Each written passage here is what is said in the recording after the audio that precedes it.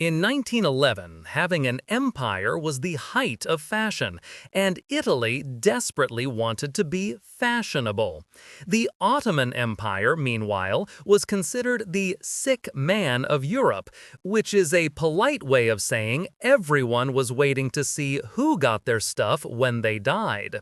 The target was Libya, a stretch of Ottoman territory in North Africa. To achieve this, the Italian military brought along its newest, most ludicrously fragile gadget, the aeroplane.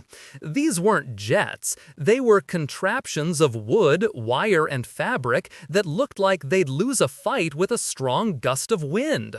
The strategic thinking was profound. We have planes, they don't. Let's see what happens.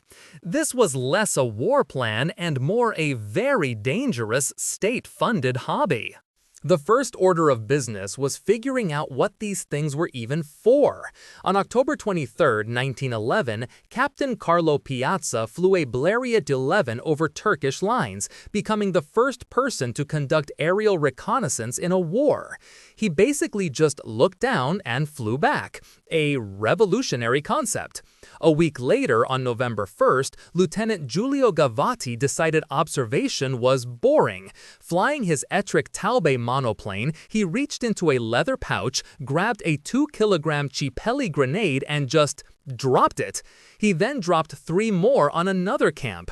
This wasn't a bombing run, it was a man in a flying lawn chair casually tossing explosives the size of oranges over the side. The actual damage was negligible, but the psychological effect of having death fall randomly from a clear blue sky was, shall we say, a brand new kind of terrifying. The Ottomans, quite reasonably, objected to this. Their immediate problem was a complete lack of anti-aircraft weaponry, because why would you have a gun for shooting at clouds? So they improvised with the tools they had. Rifles. Soldiers were ordered to just start firing volleys at anything that buzzed overhead. The odds of hitting a small, fast-moving object with an unguided bullet were astronomically low, but humans are persistent. On January 31, 1912, they finally managed to bring down a plane piloted by our old friend Captain Piazza.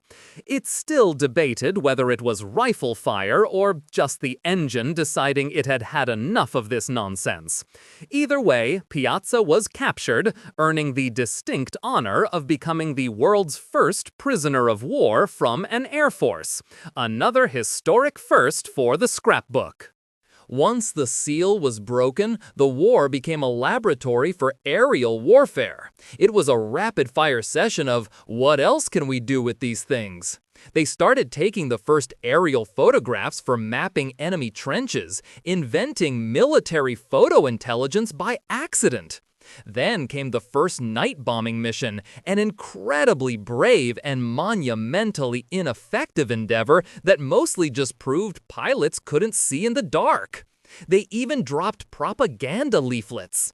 All of this innovation, this clumsy experimental fumbling in the North African sky, was a dress rehearsal.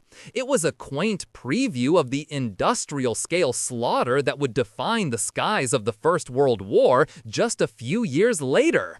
The beta test was over, and the full release was going to be horrific. If you enjoyed this video, please like, comment, and subscribe to our channel for more historical insights. Thanks for watching, nerds!